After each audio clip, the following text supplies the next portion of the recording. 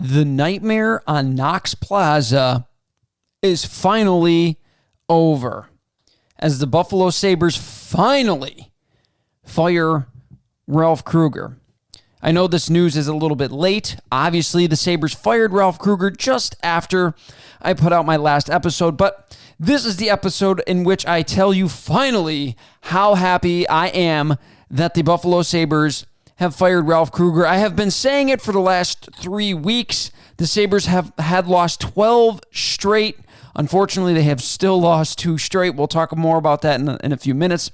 But they finally fired Ralph Krueger, and Ralph finishes his tenure with the Buffalo Sabres in a year and a half at 36 wins, 50 losses, and 12 overtime losses. Now, last year, he wasn't this bad, or the Buffalo Sabres weren't this bad. They weren't great, but they weren't good. And I think the player mismanagement mixed with the lack of success overall. The Sabres were just 30-31 last year, and obviously just a horrendous record this year. I think that mixed with, again, his mediocrity, mixed with his player mismanagement, mixed with the fact that the Sabres look like they were, just absolutely disengaged from this entire season. I think that is essentially what got Ralph Krueger fired. Now, the Sabres announced that the assistant coach to Ralph Krueger in Don Granato will be the interim head coach for the Buffalo Sabres. Now, he does not have any previous NHL head coaching experience, but his list of coaching is extensive. He has been a head coach at just about every other level in hockey that you can be at. We're going to read over the list here really quick. He was the head coach in the USHL, led his team to the final in 6 seasons, I believe, in the USHL. He was the head coach in the ECHL. He won a championship in the ECHL. He won in his first season in the AHL. He was the coach of the year in the AHL. He was the assistant coach to Joe Quenneville in Chicago. And he was the, assistant coach to Joe Quenneville in Chicago. He was also an assistant coach in St. Louis, and he became a assistant coach under Ralph Krueger just a month after Ralph Krueger was hired. So it was somebody that Krueger brought in to round out his coaching staff. And he is now getting an opportunity to show what he can do as a head coach in the NHL. And I got to tell you, from the start of it, it looks like he could potentially be a halfway decent coach already. The Sabres are showing signs of life for the first time in a very, very long time. Now, the Sabres fired Ralph Krueger. This is some more reports that came out after Ralph Krueger was fired, was that he was very lax in practice, very sloppy. The drills were not run at full speed. It seemed like the drills were run at kind of half speed or very lazily run. And that sloppy practice habits appeared to have translated into them being very sloppy during the game. The players did not know the roles. They did not know the things that were expected of them under Ralph Krueger. And that was essentially what was Ralph Krueger's undoing here with the Buffalo Sabres. Now, Granato seems to want the Sabres to play a lot faster, a lot more up-tempo of a game. And if you watched the last 2 games, yes, I know the Sabres lost both games. You can't really fault Granato for the first one. Obviously, he was the head coach for maybe a day. I don't even know if the Sabres had practice with him as the head coach.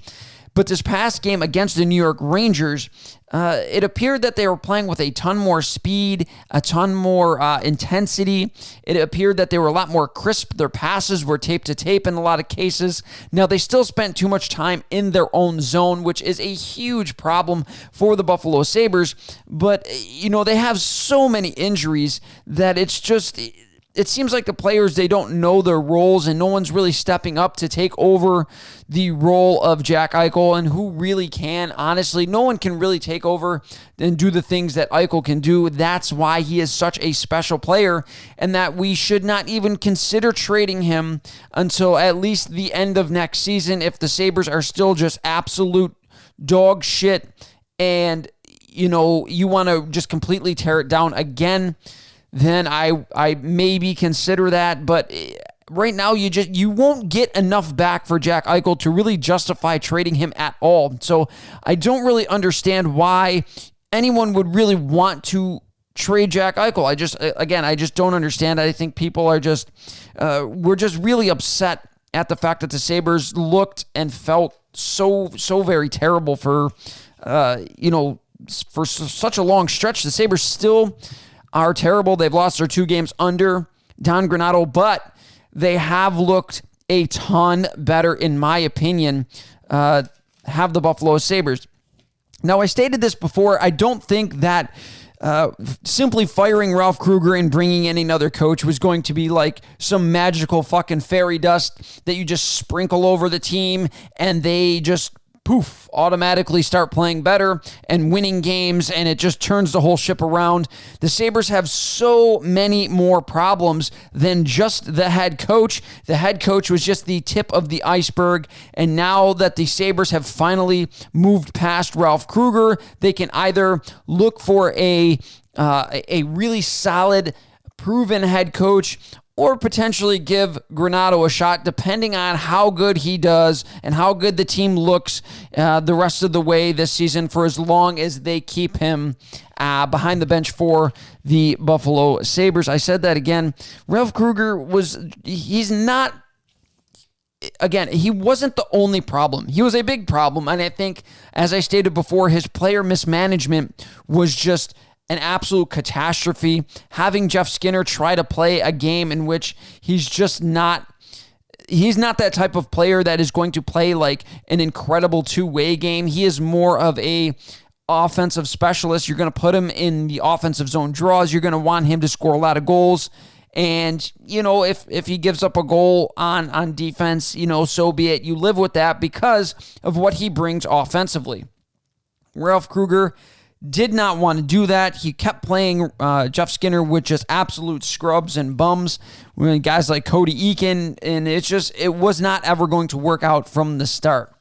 One of the other things that I do like about the Buffalo Sabres is, I know I talked a lot of shit about Dylan Cousins. I said I really hope he is great, and he has looked like he is a solid NHL player. He looks very, very comfortable in the role between Taylor Hall and Sam Reinhart. He fits in between those guys very well, and I think that you now have your 2C.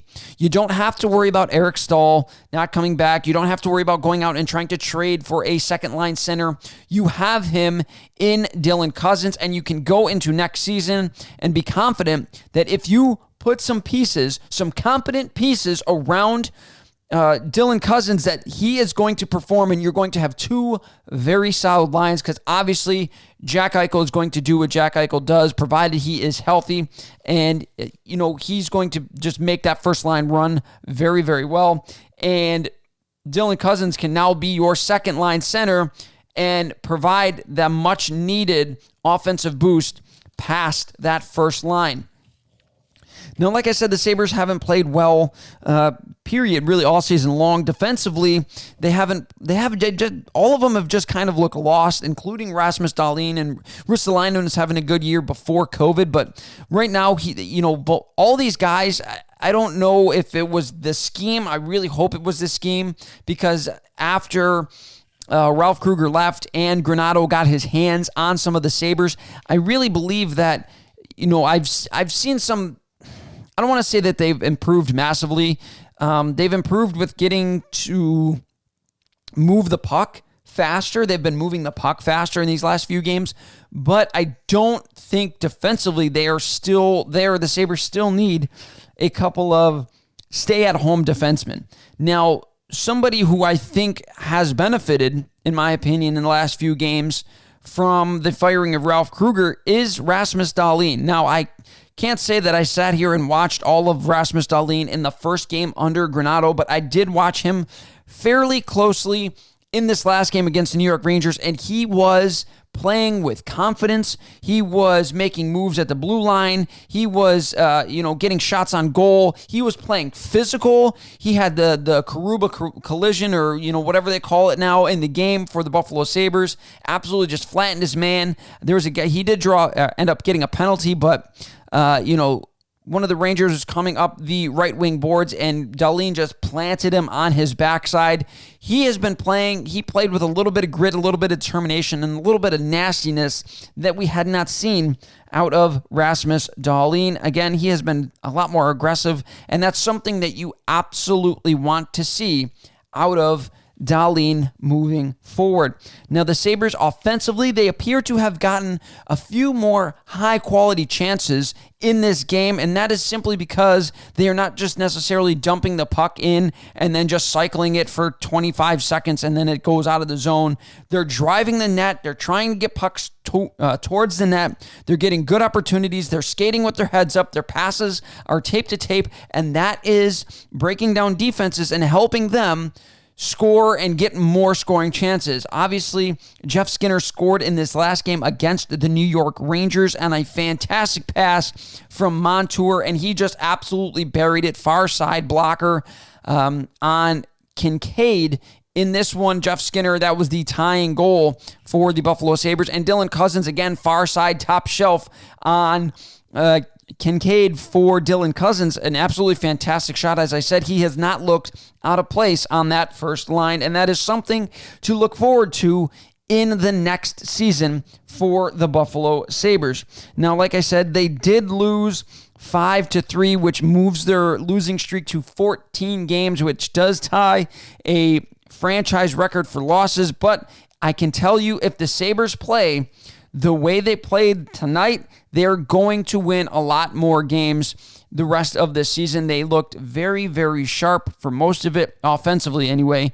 On the penalty kill, they have to be way better. They allowed 2 power play goals for the New York Rangers, and that was essentially the difference in this game for the Buffalo Sabres. And that is really, again, the special teams is really what killed them. The Sabres power play did not look that deadly at all, and that is going to be something that they're going to have to work out without Jack Eichel, and somebody can hopefully be the catalyst to make that power play run. But there is light at the end of the tunnel for the Buffalo Sabres, and with the guys that they do have in place, there is a solid core for next season for this team to build on. That's going to do it for this video. If you're watching on YouTube, if you're listening to this podcast audio only on any of the on one of your favorite podcasting websites, stick around for the next segment. If you're watching this on YouTube, that's going to do it. I hope you guys have a fantastic day.